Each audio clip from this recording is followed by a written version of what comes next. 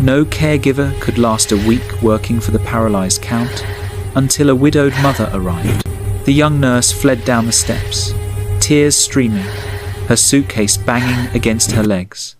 Behind her, the great doors of Alden Hall stood open like a mouth that had just spit her out. Clara Benton watched from the hired carriage, her hands steady on her worn travelling bag, and thought, well, that's not encouraging. But she stepped down anyway. She had a 16-year-old son and rent due. Encouraging was a luxury she couldn't afford. Hello, lovely. If you're enjoying this story of second chances and hard-won grace, I'd be so grateful for a like or subscribe. It helps me bring you more tales of resilience, dignity, and love that blooms in unexpected soil. And if you're up for it, tell me in the comments where you're watching from. I read every note, and it always brings a smile to my face. 1. The gravel crunched under Clara's practical boots as she approached Alden Hall. The estate was magnificent in that tired, faded way of old money stretched too thin. Ivy climbed the stone walls with aggressive enthusiasm, and several windows on the upper floors were shuttered against daylight. The housekeeper met her at the door. Mrs. Pratt was a woman of perhaps 60, built like a barrel and possessed of the warmest smile Clara had seen since her husband died 3 years ago. You must be Mrs. Benton, Mrs. Pratt said, though her welcoming tone lasted exactly as long as it took to usher Clara inside. Once the door closed, her face shifted to something between pity and warning. I'll be plain with you. No caregiver lasts a week working for the Count. That young lady who just left, she arrived yesterday. If you have any sense, you'll turn around and catch the next coach back to town. Clara set down her bag with deliberate calm. I appreciate the honesty, Mrs. Pratt, but I don't have the luxury of turning around. I have a small rented cottage and a teenage son who depends on this position, so perhaps you could show me to the Count instead? Mrs. Pratt studied her with sharp eyes, then nodded slowly. You're different from the others, I'll give you that. Most of them are young, full of pity and romantic notions. You look like you've lived. I've buried a husband, raised 2 children, and cleaned up worse messes than tantrums, Clara said quietly. I'm 48 years old, Mrs. Pratt. I'm too tired to be frightened by difficult patients. Something in Mrs. Pratt's face softened. Well then, let's see if you're still saying that after you meet him. The Count's rooms were on the ground floor, converted after the accident that had changed everything. Mrs. Pratt knocked once, then opened the door without waiting for response. The room was dim, despite the morning sun outside. Heavy curtains blocked most of the light. In the shadows, Clara could make out a figure in a wheelchair near the cold fireplace. Your new caregiver, Your Grace, Mrs. Clara Benton. I don't want a new caregiver. The voice came sharp and cultured from the shadows. I especially don't want one who looks like somebody's mother. Send her away. Clara felt Mrs. Pratt tense beside her, preparing for battle. But Clara had nursed a dying man through 5 years of increasing helplessness. She knew rage when she heard it, and beneath this particular rage, she heard something else entirely. Mrs. Pratt, would you mind opening those curtains? Clara asked pleasantly. I can't properly assess the situation if I can't see it. Don't you dare, the Count began. Clara crossed to the windows herself and pulled the curtains open in 3 efficient movements. Light flooded the room, revealing dust motes dancing in the air, and a man who hadn't seen proper daylight in far too long. Count Sebastian Alden was perhaps 52, with dark hair going silver at the temples and eyes that blazed with fury. His face was too thin, his skin pale from lack of sun, but Clara could see the bones of the handsome man he'd once been, before the wheelchair, before the rage turned inward and poisoned everything. He glared at her with such venom that Mrs. Pratt actually stepped backward. Clara simply met his eyes. "You can dismiss me if you wish, Count Alden, but while I'm here, you'll have light, fresh air, and someone who isn't afraid of you. Now, shall we discuss breakfast? Or would you prefer to sit here sulking until lunch?" For 3 full seconds, silence hung in the room like smoke. Then Sebastian laughed. It was rusty, surprised, and entirely humorless. "You're either very brave or very stupid, Mrs. Benton." "Neither, Your Grace, simply experienced." Clara turned to Mrs. Pratt. "Would you send up breakfast for 2? And perhaps some tea that hasn't been sitting for an hour?" Mrs. Pratt fled gratefully, leaving them alone. Sebastian wheeled himself closer, studying Clara with the intensity of a general assessing an opponent. The last woman cried. The one before her screamed. The man before that threw a water pitcher at my head and quit on the spot. What makes you think you'll be any different? Because I don't pity you, Clara said simply. And I don't frighten easily. I've watched someone I loved waste away despite everything I did to save him. Your anger doesn't shock me, Count Alden. It makes perfect sense. Something flickered across his face. Not softening exactly, but recognition. You're a widow. 3 years now. My husband Thomas had consumption. It took 5 years to kill him. Clara pulled a chair closer and sat, bringing herself to eye level. So yes, I've helped with washing and dressing. I've managed bedpans and bandages and midnight crises. I've held a grown man while he wept from pain and humiliation. And I did it because I loved him, not because anyone paid me. How touching. The sarcasm was thick, but Clara heard the question beneath it. It was hard, she said honestly. Some days I thought I'd break, but I learned something. Rage is just fear wearing a different face. And you, Count Alden, are terrified. His eyes went cold as winter. Get out. No. I said, get out. And I said no. Clara stood and moved to the bell pull. We can either work together with basic civility, or we can spend the week fighting. But I'm not leaving until that week is done. I need this position, and you need someone who won't collapse at the first sign of your temper. She rang for breakfast, then turned back to face him. So here's my proposal. 1 week, a fair trial for both of us. You try to tolerate my presence, and I'll try to keep you alive and reasonably comfortable. At the end of 7 days, we'll reassess. Agreed? Sebastian stared at her for a long moment.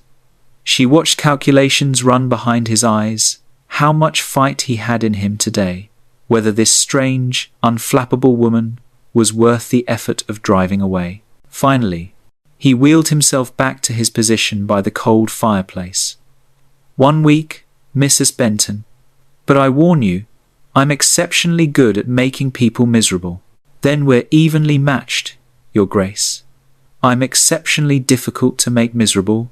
The ghost of something that might have been a smile touched his lips before vanishing. We'll see.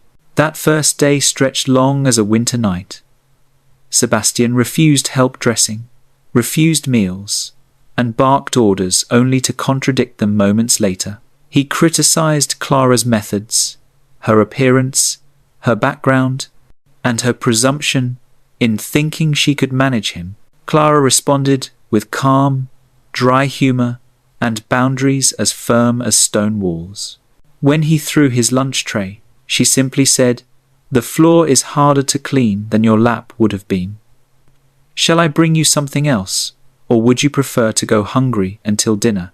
When he called her incompetent, she replied, "Perhaps, but I'm the incompetent person currently standing between you and a pressure sore, so you might want to reconsider your tone." When he demanded she leave him alone entirely, she settled into a chair with a book and said, "I'm paid to keep you safe, not to entertain you. I'll sit here, quietly, and you can pretend I don't exist if that makes you happier." By evening, Sebastian was exhausted from fighting. Clara was exhausted from enduring. They regarded each other across the dimming room, like two survivors of the same small war. "You're still here," he said finally, something between accusation and surprise. "I am. Tomorrow will be worse. I expect it will." Clara stood and moved to help him toward the bed. He jerked away from her touch, but she waited patiently. "Your Grace, I can help you transfer safely, or I can stand here while you struggle and possibly injure yourself. But we both know which option ends better." After a long moment, he accepted her assistance with such bitter reluctance that it made Clara's heart ache. She understood what it cost him, this basic dependence. Once he was settled, she moved toward the door. "Mrs. Benton?" She turned back. Sebastian looked at her with something almost like curiosity. "Why didn't you cry, or quit, or beg me to be kinder?" Clara considered the question honestly. "Because you're not cruel, Count Eldon. You're in pain. And I've learned that pain doesn't respond to begging, only to steadiness." She left him then, closing the door quietly behind her. In the corridor, Mrs. Pratt materialized from the shadows. "Well, he'll test me harder tomorrow," Clara said. "But he didn't throw anything at my head, and he accepted help at bedtime. I'd call that progress." Mrs. Pratt's weathered face crinkled into something cautiously hopeful. "You might actually last the week, Mrs. Benton." "We'll see," Clara echoed Sebastian's words. "We'll see." In her small room in the servants' wing, Clara sat on the narrow bed and allowed herself 1 minute of trembling reaction. 1 minute to feel the exhaustion, the doubt, the fear that she'd taken on more than she could manage. Then she opened the letter from her son Daniel, read his cheerful news about his apprenticeship in town, and remembered exactly why giving up wasn't an option. Tomorrow would be day 2 of 7. She'd survived worse odds before. 2. Dawn came cold and grey through Clara's window. She rose, dressed in her practical work clothes, and prepared herself for battle. But when she entered Sebastian's room carrying his breakfast tray, she found him already awake, staring at the ceiling with an expression of such bleak emptiness that it stopped her in her tracks. "Good morning, Your Grace." He didn't respond, didn't look at her, just continued staring at nothing with eyes that had seen too much darkness. Clara set down the tray and moved to open the curtains. This time, he didn't protest. She wasn't certain that was progress. "Shall we try washing at the basin this morning? Or would you rather I leave you to smell like a stable?" The crude directness of it finally pulled his attention. "You have a vulgar way of speaking for a caregiver. I have an honest way of speaking. There's a difference." Clara prepared warm water and soap. "Now, you can wash yourself with some assistance, or I can do it for you, but it will happen one way or another, so please choose whichever preserves your dignity best." Something shifted in his face. Not quite gratitude, but acknowledgement that she'd offered him choice instead of pity. "I'll do it myself. If you could just—" He gestured vaguely at the basin's distance from his chair. They worked out an awkward system together. Clara positioning things within reach, stepping back to give him privacy, intervening only when physics made independence impossible. It took twice as long as it would have if she'd simply done it herself, but she could see him breathing easier when it was finished. "You're very patient," he said grudgingly as she tidied up. "I'm very practiced." Clara handed him his breakfast. "My husband couldn't feed himself the last year.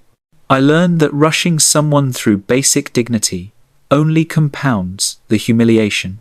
Sebastian picked at his food in silence for a moment. Then, carefully, "How did you bear it? Watching him deteriorate?" "Some days I didn't." Clara settled into the chair she'd claimed as hers. Some days I went to the garden and cried where he couldn't hear me. Some days I was so angry at God and fate, and every healthy person I saw, that I could barely speak. But then I'd go back inside, because he needed me. And eventually, the hard days happened further apart. And now, 3 years later, Clara considered her answer. Now, I still miss him, but the grief isn't drowning me anymore.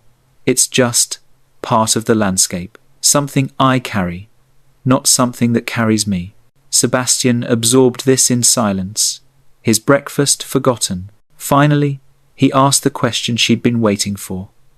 The accident that did this to me, my horse bolted, threw me against a stone wall. The groom who tried to stop the animal was killed, trampled. His voice went hollow. So I survived, and he died. And now I'm trapped in this chair, while everyone looks at me with pity or disgust, or both. Which do you think I'm looking at you with? He met her eyes, searching. Neither. That's what disturbs me. Good. I don't do pity, and disgust requires energy I don't have to spare. Clara stood and moved to the bookshelf. Now, shall I read you the newspaper, or would you prefer to sit in productive silence? Over the next days, a rhythm emerged. Clara learned his moods, when to push, when to retreat, when to simply sit quietly while he raged at fate. Sebastian learned that she wouldn't be frightened away by anger, but also wouldn't tolerate genuine cruelty.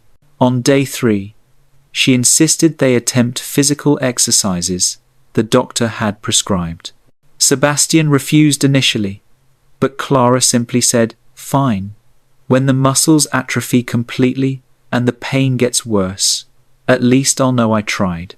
She started to leave, and he called her back. They worked through the exercises together, Clara supporting his weight, Sebastian gritting his teeth against humiliation and discomfort. By the end, they were both exhausted and oddly companionable in their shared misery.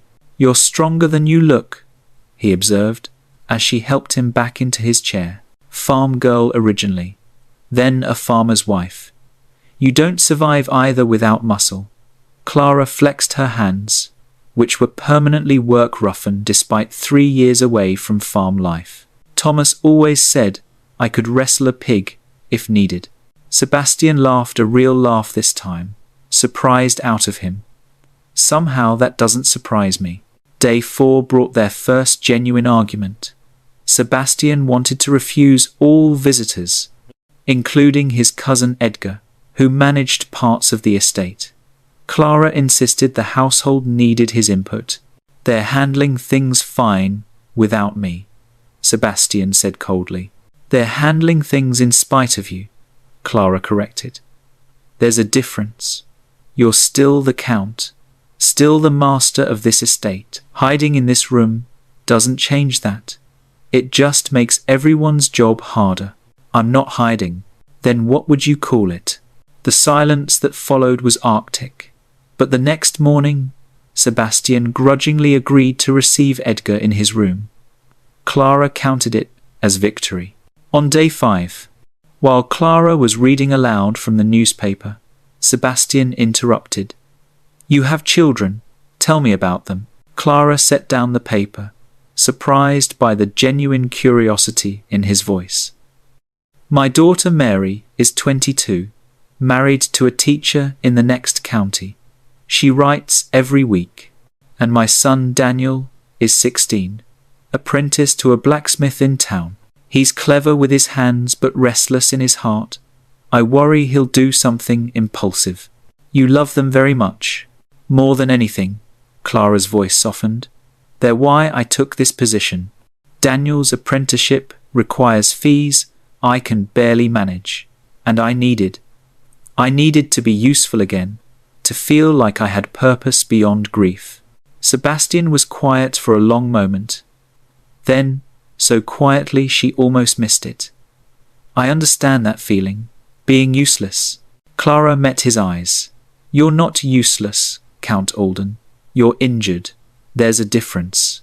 That night, As Clara prepared to leave his room, Sebastian stopped her. "Mrs. Benton, you've made it 5 days. That's longer than anyone has managed since the accident. We agreed to 7. We did."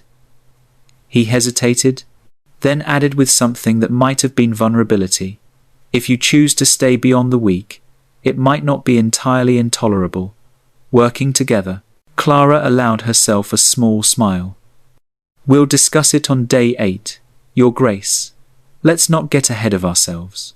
But as she closed the door behind her, she felt something she hadn't felt in 3 long years, the sense of being needed in a way that made sense to her, not despite her grief, but because of it. Because she understood what it meant to lose everything and still have to wake up every morning. In the kitchen, Mrs. Pratt looked up from her ledgers. "He's laughing again. I heard it through the walls. Don't get your hopes up. He's still impossible. But he's eating properly, and his colour's better." And for the first time since the accident, he asked about the estate accounts. Mrs. Pratt leaned forward conspiratorially. "The staff are calling you the woman who didn't flee." "The week's not over yet," Clara warned. But privately, she thought she might stay, not just for the salary, though heaven knew she needed it, but because Sebastian Alden, for all his rage and fear, was starting to remind her what it felt like to be truly alive again. Purpose, connection, the particular satisfaction of watching someone come back to themselves bit by painful bit.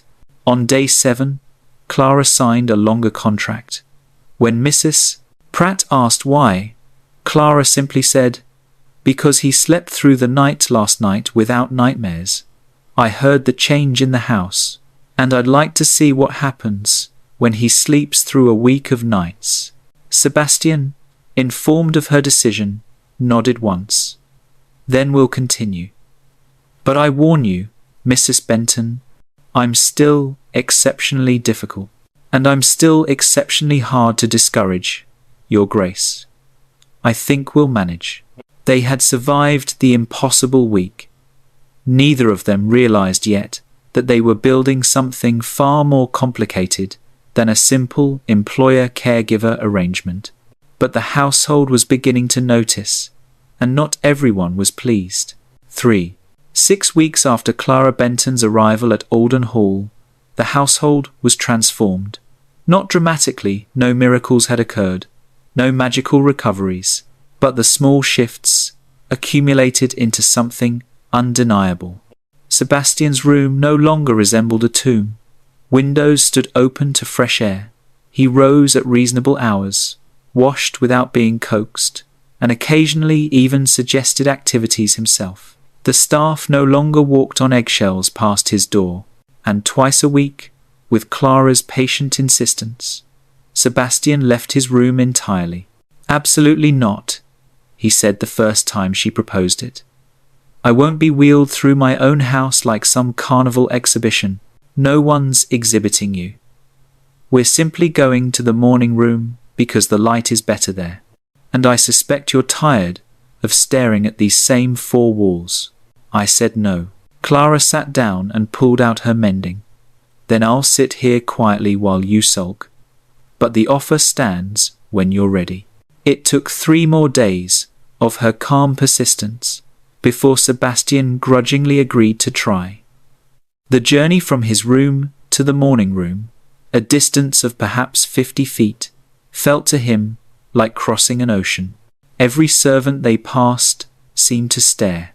Every doorway felt too narrow. His chair caught on a table leg, nearly toppling a vase, and Clara had to suppress laughter. "This is humiliating," Sebastian hissed. "This is practice. Next time, I won't hit quite so many obstacles." Despite his protests, once settled by the morning room's tall windows, Sebastian fell silent. His eyes fixed on the view he hadn't seen since before the accident, the sweep of lawn, the old oak trees, the garden path where he'd once walked without thinking. Clara deliberately turned away to arrange tea things, giving him privacy for the tears that slipped down his face. When she turned back, he was composed again, but something in his expression had softened. "Thank you," he said quietly, "for nearly destroying your furniture." For the window. Their second expedition was to the garden itself. Mrs. Pratt helped Clara navigate the wheelchair down the shallow ramp that had been built after the accident but never used. Sebastian gripped the chair's arm so tightly his knuckles went white. But he didn't ask to turn back. Among the roses his late wife had planted 20 years before, Sebastian breathed in the scent and allowed himself to remember not just the loss, but the joy that had preceded it. Clara found a bench and sat, letting him have the space. After a long silence, he spoke. Catherine loved these roses, white albas. She said they smelled like happiness. His voice was rough. "I haven't been out here since the accident. Couldn't bear it. And now it hurts. But differently. Less like drowning, more like." He struggled for words. Like touching something real again. As these small victories accumulated, the household took notice. Servants who had walked in fear began to relax. Mrs. Pratt started humming while she worked. Even the groundskeeper mentioned to Clara that his Grace seemed more himself lately. But one person watched these changes with growing alarm. Edgar Alden, Sebastian's cousin and heir presumptive, had been quietly managing portions of the estate for 2 years. Sebastian's withdrawal after the accident had suited Edgar perfectly. It gave him authority without responsibility, influence without oversight. Now, with Sebastian becoming alert and engaged again, that comfortable arrangement was threatened. Edgar was a slight man of 45, with thinning hair and the careful manners of someone who had always been second best. He smiled easily, spoke softly, and harbored ambitions he rarely voiced aloud. He began visiting more frequently, always with estate business to discuss. Clara noticed how his eyes tracked her movements, how he asked pointed questions about her background and qualifications. "Your care has been quite remarkable, Mrs. Benton," Edgar said one afternoon, his tone pleasant but probing. "How did you gain such expertise? Experience, Mr. Alden." "Nothing more mysterious than that." Of course. Still, one wonders if you're not perhaps taking on responsibilities beyond a caregiver's typical role, making decisions that might be better left to family." Clara met his eyes steadily. "I make no decisions about the estate, sir. Only about Count Alden's personal care." Naturally, Edgar's smile didn't reach his eyes. "I simply wouldn't want to see you overextend yourself, or find yourself in an awkward position."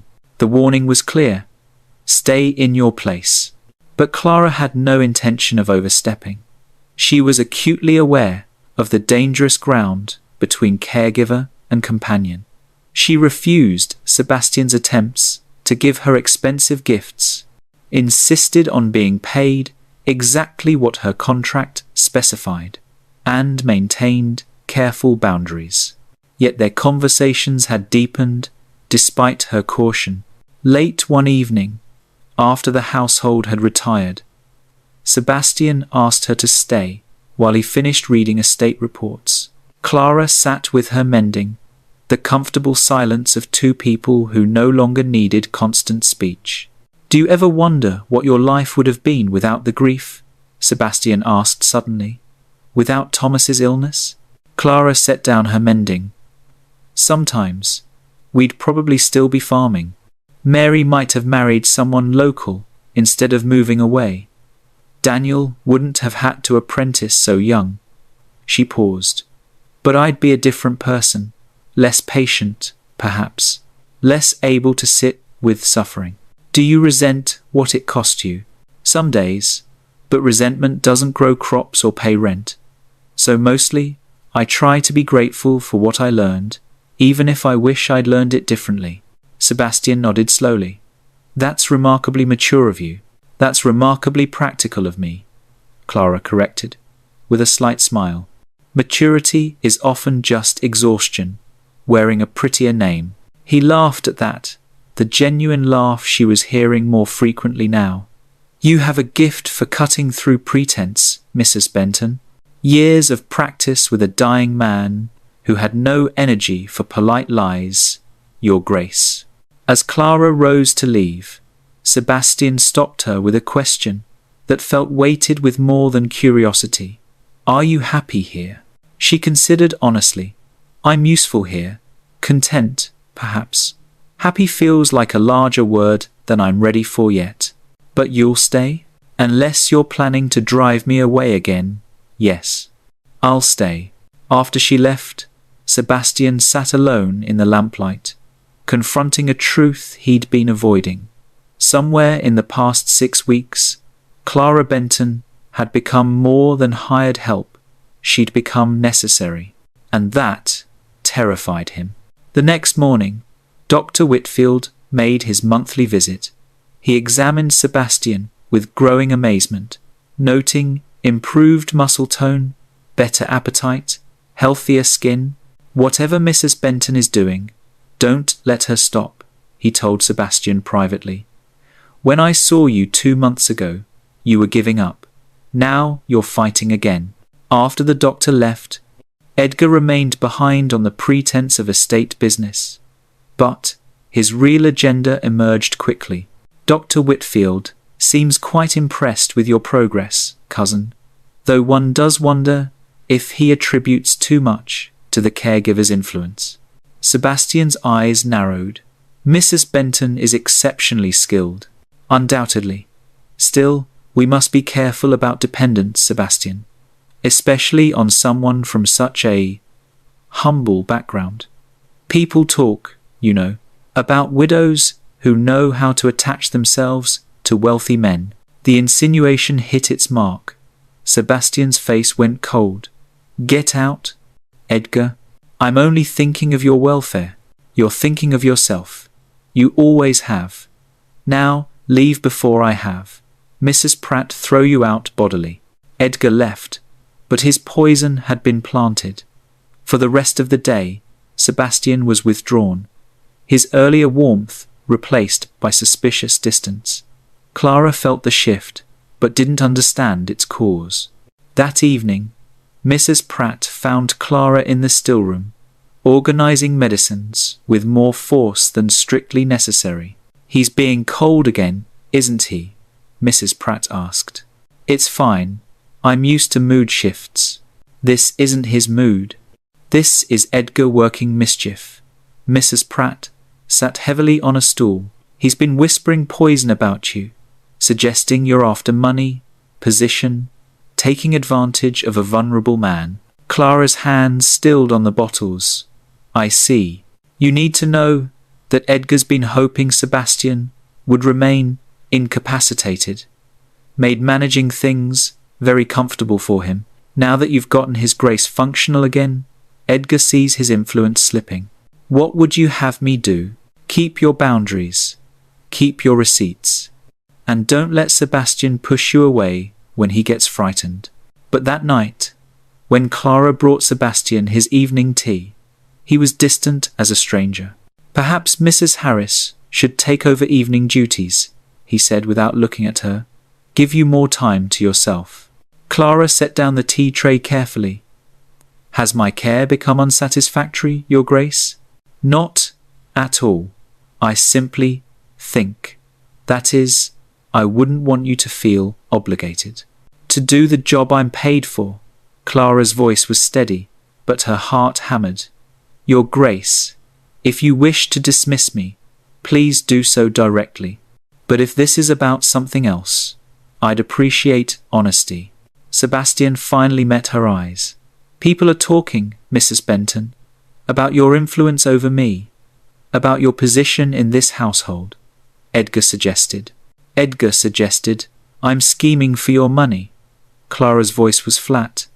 And you believe him? I didn't say that. You didn't deny it either. Clara moved toward the door, her professional mask firmly in place, despite the hurt burning in her chest. I'll assign someone else to your evening care. Good night, Your Grace. She left before he could respond. before the tears threatening behind her eyes could fall. In her small room, Clara sat on the bed and faced an unwelcome truth. Somewhere in the past weeks, while maintaining her careful boundaries, she had grown to care for Sebastian Alden far more than was wise, and caring made her vulnerable. Below, in his newly open rooms, Sebastian stared at the door Clara had closed and realized he'd just wounded the one person who had never asked anything of him except basic civility. He'd let Edgar's poison work because it was easier than admitting what truly frightened him, that he was falling in love with his caregiver, and he had no idea what to do about it. 4. The letter arrived 3 weeks later, delivered by a nervous footman who understood its significance even if he couldn't read its contents. Sebastian opened it with shaking hands, while Clara stood at a careful distance, their recent coldness still unthawed. "Edgar is petitioning for a formal inquiry," Sebastian said, his voice hollow. "He's convinced a magistrate that my mental incapacity warrants guardianship. With him as guardian, naturally." Clara's blood went cold. On what grounds? Depression following the accident, erratic decision-making, over-dependence on unqualified staff. His eyes met hers with bitter understanding. They're going to use you against me." The hearing was set for 2 weeks hence. In that time, Sebastian transformed from the engaged, improving man he'd become back into something worse than before, not just withdrawn, but deliberately cruel. He rejected Clara's help with transfers, struggling painfully alone rather than accept her touch. He refused to leave his room. He snapped at every kindness, until even Mrs. Pratt retreated in wounded silence. Clara endured it with the same patient steadiness she'd shown from the beginning, understanding that fear made people lash out at the nearest safe target. But when Sebastian finally ordered her to leave entirely, "Go find an easier patient before you're dragged into this scandal," something in her broke. "No," she said quietly. "I'm dismissing you, Mrs. Benton. That's not a request, and I'm refusing. You don't get to push me away to protect me, Sebastian. That's not how this works." The use of his Christian name shocked them both. Clara felt her professional mask cracking completely, all her careful boundaries crumbling. "I've cared for you for 3 months now," she continued, her voice shaking. "I've watched you come back to life. I've sat with you through nightmares and pain. I've laughed at your terrible jokes and argued when you're being stubborn. And now you think you can just dismiss me to spare me? That's not courage, Your Grace. That's cowardice." Sebastian stared at her, his face pale. "Clara, no. If you truly want me gone, then say so honestly. But don't you dare make this about protecting me. I'm a grown woman who has buried a husband and raised 2 children through poverty you can't imagine. I don't need protection. I need honesty." She turned to leave, and Sebastian's voice stopped her. "I'm terrified." The words came raw, stripped of all aristocratic polish. "Of the hearing, yes, but more of what happens after. If I lose the estate, I lose everything. But if I keep it, Edgar will make your life unbearable. He'll spread rumors that ruin your reputation, that make it impossible for you to work anywhere respectable again. How can I ask you to bear that?" Clara turned back slowly. "You're not asking. I'm choosing." "Why? For money you could earn elsewhere? For a difficult patient who can't even walk? For you, you stubborn fool." Clara's voice broke completely. "For Sebastian, not the Count. For the man who laughs at my awful jokes and reads poetry when he thinks no one's listening, and tries so hard to maintain dignity while the world strips it away piece by piece. That's why." The silence that followed held everything they'd been avoiding for months. "I can't offer you anything," Sebastian said finally. "I'm trapped in this chair. I'm fighting to keep an estate that may not even be mine in 2 weeks. I'm difficult and damaged, and I'm a widow with work-roughened hands, and a son who needs feeding, and no prospects beyond this position. We're both rather a mess, Your Grace, but we're a mess together, and that counts for something." Before Sebastian could respond, Mrs. Pratt appeared in the doorway, her face grave. "Mrs. Benton, your son is here. From town. Says it's urgent." Daniel Benton stood in the kitchen, his blacksmith's apprentice clothes dusty from hard riding. At 16, he already had his father's height and his mother's stubborn jaw. "Daniel, what's wrong?" "I heard talk in town, Ma, about a hearing, about some cousin trying to take his Grace's estate, about you being—" He struggled with the word. "Involved." Clara's heart sank. If the gossip had already reached town, the scandal was worse than she'd imagined. "I'm Count Alden's caregiver, nothing more. But yes, there's a hearing, and yes, I may be called to testify." Daniel's young face hardened.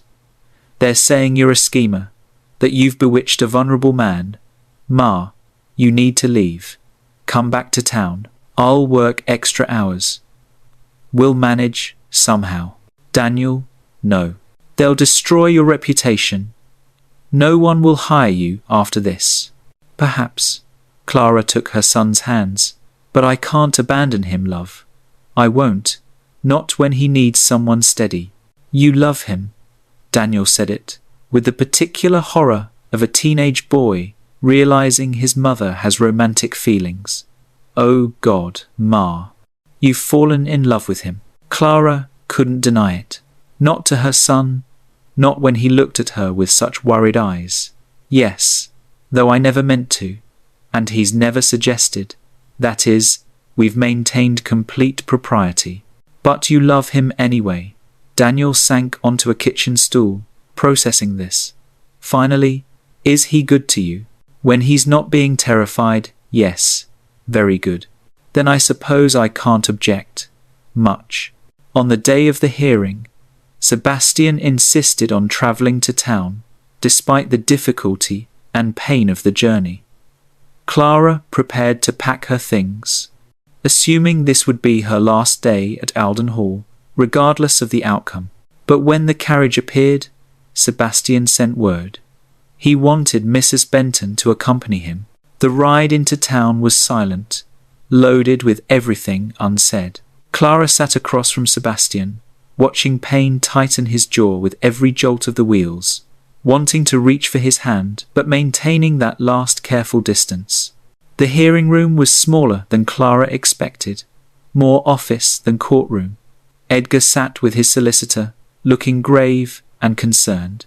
Dr. Whitfield waited near the window. The magistrate, an elderly man named Sir Thomas Wardley, presided with the patient weariness of someone who had heard too many family disputes. Edgar's solicitor painted a damning picture. A man broken by accident, retreating into depression, making poor decisions, overly influenced by an opportunistic caregiver who had isolated him from family guidance. Count Alden refuses visitors, the solicitor argued. He's dismissed qualified medical staff in favour of this woman who has no training beyond nursing her own dying husband. He's become completely dependent on her emotionally and practically. This is not competent self-governance. This is a vulnerable man being manipulated. When Clara was called to testify, every eye in the room fixed on her with varying degrees of judgment. She kept her voice steady, her answers plain. What are Count Alden's daily capabilities? He manages his own washing with minimal assistance. He feeds himself. He reads extensively and handles correspondence. He makes decisions about his care and his household. His mind is entirely sound, but he requires your help for many basic functions. He requires help with transfers and mobility due to physical paralysis, not mental incapacity. There's a significant difference, and your relationship with the Count, Would you characterize it as appropriate? Clara met the magistrate's eyes. I would characterize it as professional, respectful, and built on mutual understanding of what grief costs. Nothing more and nothing less. Edgar's solicitor leaned forward. Yet you spend many hours alone with him, behind closed doors, engaging in intimate conversations. Is that typical for a caregiver? It's typical for someone caring for a patient who is isolated, grieving, and working to rebuild his life. Yes, we talk. Yes, I'm present in his private rooms. That's the nature of personal care. How convenient for you. How necessary for him. Clara corrected sharply. Count Alden was dying when I arrived. Not physically, but in every way that matters. Someone needed to care whether he lived or gave up entirely. I was that someone. If you find that convenient, I suggest you examine what you believe caregiving entails. The magistrate held up a hand. That will do. Count Alden, you may speak if you wish. Sebastian had been silent throughout, his face carefully neutral. Now he straightened in his chair, his voice low but steady. No caregiver could last a week working for me. That's what everyone said. I was impossible, violent in my moods, determined to drive away anyone who tried to help. I wanted to die without the inconvenience of actually doing it. He paused, gathering strength. Then Mrs. Benton arrived, and she did last a week, then 2, then 3 months, not because she pitied me, but because she understood something the others didn't, that I wasn't cruel. I was terrified. He looked directly at Edgar. My cousin suggests I'm incompetent because I'm dependent on Mrs. Benton, but dependence is not incompetence. I depend on her for physical care I cannot provide myself. But I make my own decisions. I manage my own affairs. I choose my own life, such as it is. And one of those choices was asking Mrs. Benton to stay. Not because she manipulated me, but because she helped me want to live again. That doesn't make me incompetent. It makes me human. Dr. Whitfield stood without being called. May I speak, Sir Thomas? The magistrate nodded. I've treated Count Alden for 2 years. When I first saw him after Mrs. Benton's arrival, I thought she was a miracle worker. His physical health had improved dramatically, better muscle tone, healthy appetite, proper sleep. But more than that, his mental state had shifted from despair to engagement. Dr. Whitfield turned to Edgar. Mr. Edgar Alden has suggested the Count is depressed to the point of incompetence. But depression is not madness, gentlemen. It's an illness that responds to treatment and care. Mrs. Benton provided that care. To penalize Count Alden for accepting help when he needed it most would be profoundly unjust. The magistrate sat in silence for a long moment, studying the documents before him. Finally, he spoke. I find no evidence of incompetence. Count Alden's mind is sound, his judgment intact, his decisions reasonable. The petition for guardianship is denied. He fixed Edgar with a sharp look. Mr. Alden, I suggest you examine your own motives before bringing such charges against family again. Outside the hearing room, Clara felt her legs nearly give way with relief. Sebastian sat in his chair, his face pale but triumphant. Edgar passed them without a word, his fury barely contained. When they were finally alone in a quiet corridor, Sebastian reached for Clara's hand. She let him take it. I'm sorry, he said quietly, for pushing you away, for doubting you, for letting fear make me cruel. You were terrified. I understood. But you shouldn't have had to. You deserved better. Clara squeezed his hand gently. We both did. And perhaps now we can actually build it. The carriage ride back to Alden Hall felt different, lighter, full of possibility neither of them dared voice yet. But that night, After the household had settled, Sebastian sent word asking Clara to meet him in the garden. She found him by the white roses, lamplight casting soft shadows across his face. "I need to tell you something," he began. "And I'm going to do it badly, because I've never been good at this sort of thing."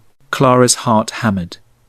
"Sebastian, Clara Benton, you are the most stubborn, capable, infuriating woman I've ever met. You've seen me at my worst and didn't flee. You've given me back something I thought I'd lost forever, the will to be more than my injuries. And somewhere in the last few months, I fell in love with you." Clara's breath caught. "I can't offer you what I could have before the accident. I can't dance with you. I can't walk beside you. I need help with things that should be private. But what I can offer is honesty, partnership, and a life built on choosing each other, despite everything." He took her hand. "If you'll have it. If you'll have me." Clara knelt beside his chair so their eyes were level. "Sebastian Alden, I'm 48 years old. I have a son to support and hands roughened by work. I have no fortune, no connections, no beauty by society's measure. But what I have is the absolute certainty that I love you, not despite your injuries, but because of who you are carrying them. And if you're offering me partnership and honesty, then yes, I'll have it. I'll have you." They kissed then, gentle and sure, two people who had found each other through pain and chosen each other with open eyes. 5. 3 months after the hearing, Alden Hall hummed with quiet life. Edgar had departed for a position in the city, his ambitions redirected where they could cause less damage. The household ran smoothly under Clara's capable management, her official title now household steward, with authority that matched her responsibilities. Sebastian still used the wheelchair. There had been no miraculous recovery, no fairy tale cure. But he was involved in estate management again, receiving tenants in his study, making decisions with confidence. Staff came to him with questions, instead of tiptoeing past his door. And Clara had found something she'd thought lost forever: purpose that extended beyond mere survival. One afternoon, in late spring, a carriage arrived, carrying Daniel. He'd finished his apprenticeship early, his master praising his skill, and had come for a visit, bearing gifts. He'd forged himself a new fire poker for the morning room, hinges for the garden gate. Sebastian received him in the library, with the particular nervousness of a man about to face a teenage boy's judgment. Clara had strategically positioned herself nearby, ostensibly reading, but actually monitoring the situation. "Mr. Benton," Sebastian began formally, "thank you for coming. Your Grace." Daniel sat stiffly, then seemed to remember his mother's etiquette lessons, and added, "Sir." An awkward silence fell. Finally, Daniel blurted, "What are your intentions toward my mother?" Clara buried her face in her book to hide her smile. Sebastian, to his credit, answered seriously, "To marry her, if she'll have me. To build a partnership based on honesty and respect. To care for her as she has cared for me." He paused. "Though I confess you terrify me more than any magistrate, so I'm very much hoping for your blessing." Daniel studied him with eyes far older than 16. "She loves you, that's obvious. And you make her happy, I can see it in her letters. So I suppose I can't object." Then, with typical teenage bluntness, "But if you hurt her, Your Grace, title or no title, I'll make you regret it." "Understood. I would expect nothing less." The tension broke. Daniel grinned suddenly. "She says you're helpless at practical things. Is that true?" "Utterly helpless. Your mother once watched me struggle with a cravat for 10 minutes before taking pity and fixing it herself." That sounds like her. They spent the rest of the afternoon in surprisingly easy conversation. Sebastian asking about blacksmithing, Daniel cautiously curious about estate management. By evening, Clara watched them laugh together over dinner and felt her heart might burst. 2 weeks later, Mrs. Pratt approached Clara in the stillroom. "I've been meaning to tell you something, lass. When you first arrived, I was certain you'd flee within days. Most did, but you stayed. And not just stayed, you brought this household back to life. The staff are grateful beyond words." Clara's eyes stung. "I'm only doing what's needed." "You're doing far more than that, and we all know it." That evening, Sebastian asked Clara to meet him on the terrace after the household retired. She found him waiting with champagne and several key staff members. Mrs. Pratt, Dr. Whitfield, the butler, the cook. "What's all this?" Clara asked, confused. Sebastian wheeled himself forward, his face nervous but determined. "I wanted witnesses for this. Official ones, so there's no question of propriety or coercion." He pulled out a formal document. "Clara, I'm announcing that you will officially become household steward and personal companion, with authority equal to an estate manager. Your salary will reflect your actual responsibilities, and you'll have independent quarters in the family wing." Clara's throat tightened. "Sebastian, that's too generous." "It's exactly appropriate." He set the document aside. "But that's not really why I asked you here." The staff quietly began to slip away, leaving them alone with lamplight and starlight. Sebastian looked up at her, vulnerability clear in his face. "Clara Benton, I'm 52 years old. I use a wheelchair. I have limited prospects and significant complications. But what I have is the certainty that I love you. And at our age, grand gestures and youthful promises seem hollow. What I want is far simpler shared mornings, shared burdens, someone who will argue with me when I'm wrong and sit with me when the pain is bad." He reached for her hand. "Will you marry me? Not to save me, because you've already done that, but to walk beside me however that works for us for whatever time we have left." Clara knelt beside his chair, her practical skirts pooling on the stone terrace. "I need to be honest about something first. I'm afraid of losing myself again, of having no life beyond caregiving, of disappearing into someone else's needs the way I did with Thomas. Then we'll make rules, together." Sebastian's voice was earnest. "Your friendship with Mrs. Pratt, that's yours. Your correspondence with Mary and Daniel, yours. Your mornings alone in the garden, yours. I'm not asking you to surrender yourself, Clara. I'm asking you to share yourself. There's a difference.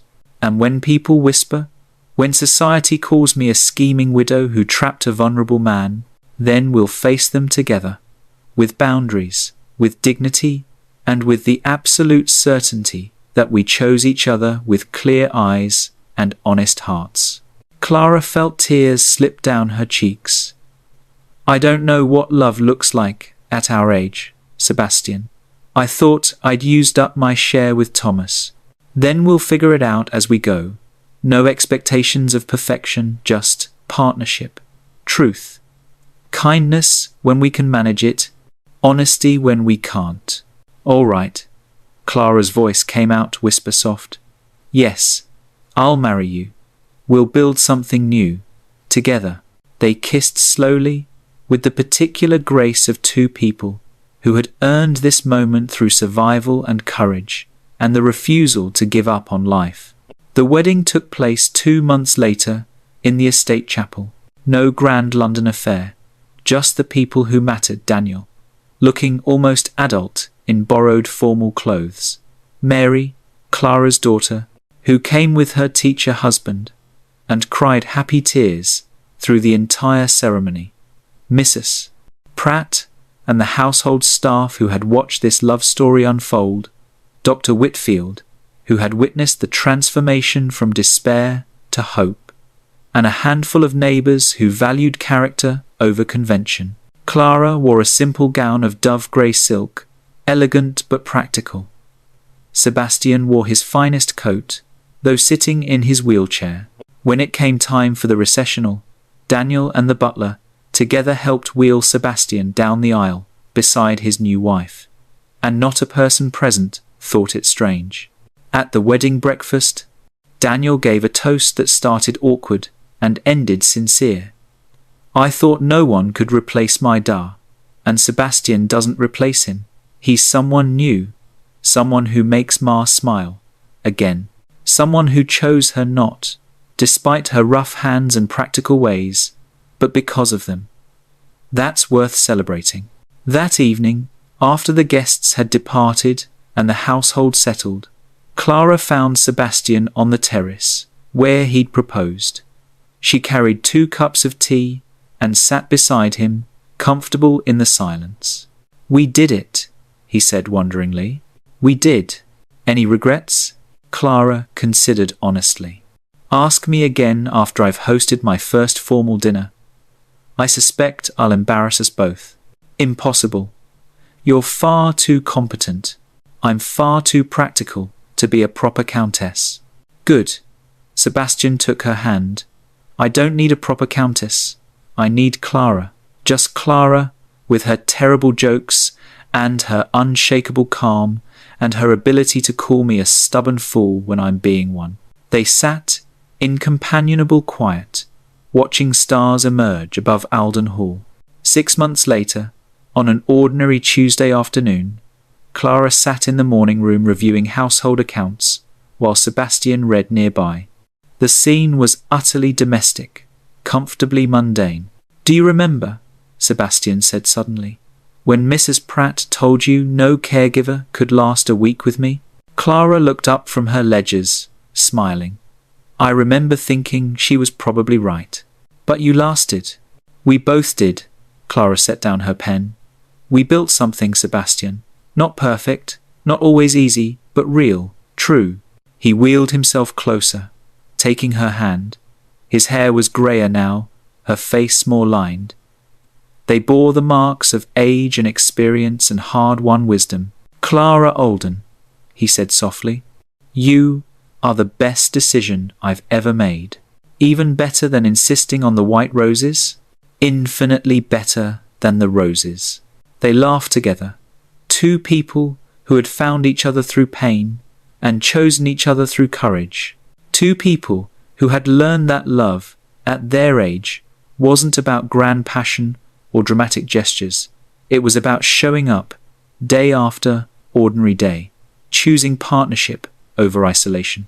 No caregiver had lasted a week working for the paralyzed Count, until a widowed mother arrived and proved that sometimes the bravest thing we can do is simply stay, and that staying, with honesty and patience, and the willingness to build something new from broken pieces, is its own kind of love story, the kind worth telling, the kind worth living.